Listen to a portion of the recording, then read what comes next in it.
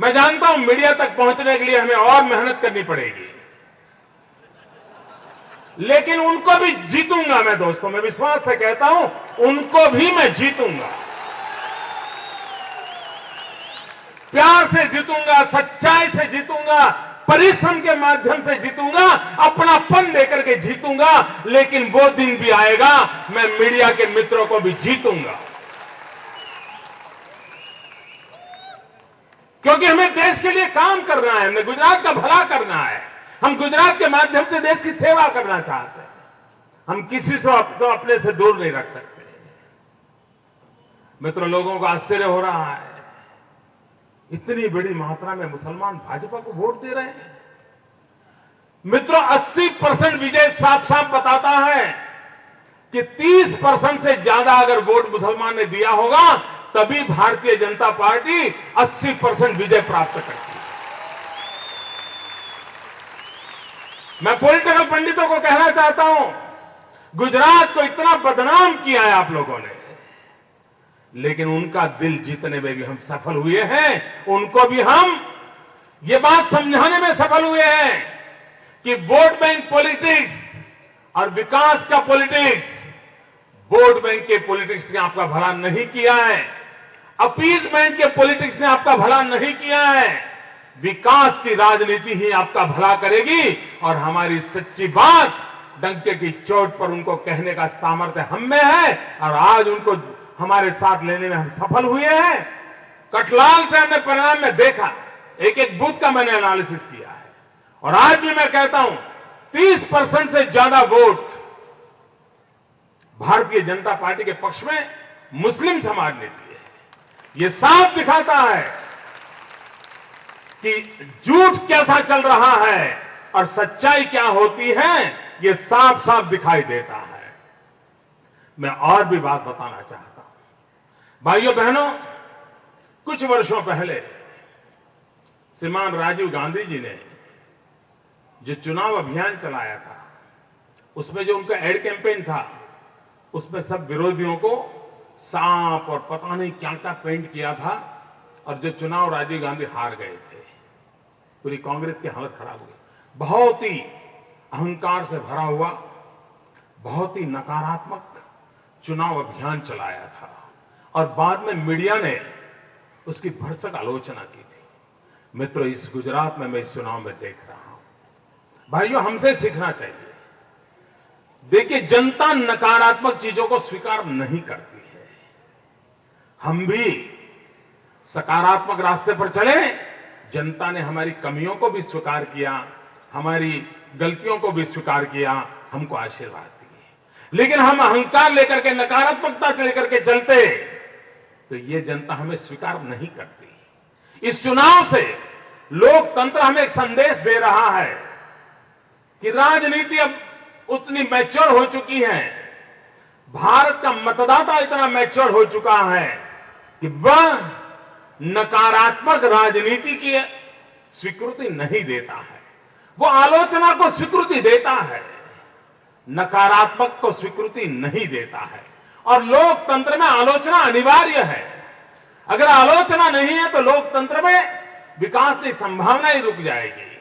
लेकिन आरोपों के लिए लोकतंत्र में जगह नहीं है, आलोचना के लिए जगह है। जो लोग आलोचना का मार्ग छोड़ करके आरोप के मार्ग पर चल पड़े, जो लोग सकारात्मकता छोड़ करके नकारात्मकता की राजनीति पर चल पड़े, जनता जनार्दन लगातार उनको सबक सिखा रही है, उनको संदेश दे रही है। लेकिन भाइयों बहनों, ये संदेश सिर्फ जो पराजित हुए उनके लिए नहीं है, ये संदेश जो विजयी है उनके लिए भी है कि सकारात्मकता की ताकत होती है, उसके वाइब्रेशंस होते हैं, और उसका लाभ हमें लेना चाहिए, और वो लाभ लेने का प्रयास हमने करना चाहिए। और इस बार चुनाव में भारतीय जनता पार्टी ने सकारात्मकता के रूप में चुनाव लड़े। इन दिनों, आखिरी दिनों में टीवी मीडिया वाले मेरा कांटेक्ट करते थे, साहब आपका कोई एडवर्टाइजमेंट नहीं आने वाला है। मैंने कहा हमने तो सोचा ही नहीं है, क्योंकि उनके पास कांग्रेस के एडवर्टाइजमेंट पहुंच गए थे टीवी पर वगैरह। अब हमने कहा हमने तो सिर्फ हमारे टूर प्रोग्राम के दे रहे हैं, बाकी मैंने पार्टी को पूछना पड़ेगा कुछ योजना बनाई कि नहीं बनाई है, क्योंकि हमें नकारात्मक कुछ करना नहीं था, सकारात्मक करना था। अगर सरदार पटेल के प्रतिमा की बात करनी थी तो भी सकारात्मक करनी थी। लेकिन भाइयों बहनों, जनता जनार्दन की बुद्धि पर मुझे नाज है दोस्तों। जनता चीजों को कितनी बढ़िया पकड़ती है। लोकतंत्र में जनता के पास एक तीसरी दृष्टि होती है, एक सिक्स सेंस होती है। अभी देखिए, एक पार्टी ने एडवर्टाइजमेंट दिया था और जनता ने बिल्कुल उसी एडवर्टाइजमेंट के अनुसार वोटिंग किया। एडवर्टाइजमेंट कांग्रेस का था और उसी एडवर्टाइजमेंट में जो कहा गया था वही काम जनता ने करके दिखाया। उस एडवर्टाइजमेंट में था, 10 माथे वाले रावण को खत्म करो, जनता जनार्दन काम कर देती है। मैं जनता का लाख लाख शुक्रिया करता हूं, लाख लाख धन्यवाद करता हूं जी। मैं अभिनंदन करता हूं जनता का कि वे ऐसी अवस्था में भी सत्य को खोज लिया। जनता हमसे भी 100 कदम आगे है भैया। इस जनता जनार्दन को जितना नमन करे उतना कम है, जितना नमन करे उतना कम है। भाइयों बहनों, हम पहले दिन से कह रहे हैं कांग्रेस के मित्रों को, ये दिल्ली की सल्तनत का गुरूर अगर सबको तबाह करने के लिए उपयोग करोगे तो आप भी नहीं बच पाओगे।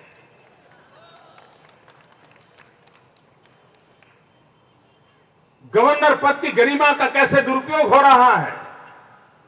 आज से 15 साल पहले ये कांड चलते थे पहले कि जब गवर्नर हाउस का उपयोग कांग्रेस कार्यालय के रूप में होता था, गवर्नर पद की गरिमा का उपयोग कांग्रेस के इशारों पर काम करने के लिए होता था। वो दौर बीच में खत्म हो चुका था अटल बिहारी वाजपेयी के कालखंड में, बीच में वीपी सिंह साहब के समय में, कुछ मात्रा में नरसिम्हा राव जी के समय में, ये सारे पाप बंद हो गए थे। लेकिन कांग्रेस धैर्य खो चुकी है, जनता के प्रति उसका विश्वास नहीं रहा है और इसलिए बहुत ही भद्दे तरीके से आज गवर्नर का दुरुपयोग होना शुरू हुआ है। जो कर्नाटक में चल रहा है उस गरिमा को नीचा करने वाला काम हो रहा है और पूरे देश में भारतीय जनता पार्टी का कार्यकर्ता ये दिल्ली सल्तनत के कारनामों को कभी स्वीकार नहीं करेगा और हम जनता में जाकर के दिल्ली का जवाब मांगेंगे। मित्रों, तौर तरीके ठीक नहीं है। क्या गवर्नर पद का यह उपयोग होगा? यूपीए सरकार ने आते ही अटल जी की सरकार ने जितने गवर्नर ने अपॉइंट किए थे सबको बर्खास्त कर दिया था। मामला सुप्रीम कोर्ट में गया और अभी 6 महीने पहले सुप्रीम कोर्ट का जजमेंट आया है कि यूपीए सरकार ने आकर के इन गवर्नर पदों को बर्खास्त करने का काम किया है, वो अनुचित किया है। ये सुप्रीम कोर्ट का निर्णय आया है। ये दिन रात सुप्रीम कोर्ट की बातें करते रहते ना, ये उनके खिलाफ जजमेंट आया है। लेकिन उनको उसकी भी परवाह नहीं है, उसकी भी चिंता नहीं है। भाइयों बहनों, जिस प्रकार से कर्नाटक में खेल खेला जा रहा है, गवर्नर खुद मैदान में आए हैं, एक राजनीतिक दल के रूप में काम कर रहे हैं और भाजपा की चुनी हुई सरकार, लोकप्रिय सरकार, जनता का भला करने वाली येदियुरप्पा की सरकार, उसको गिराने के लिए नए नए खेल हो रहे हैं। कल उन्होंने विश्वास मत जीत लिया तो उनको लगता है नहीं नहीं हम कुछ करें ताकि विश्वास मत फिर से हार जाए।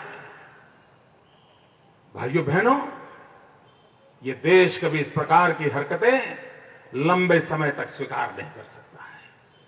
संवैधानिक संस्थानों का दुरुपयोग हो रहा है। मैंने कांग्रेस के मित्रों को कहा था, बार बार कहा था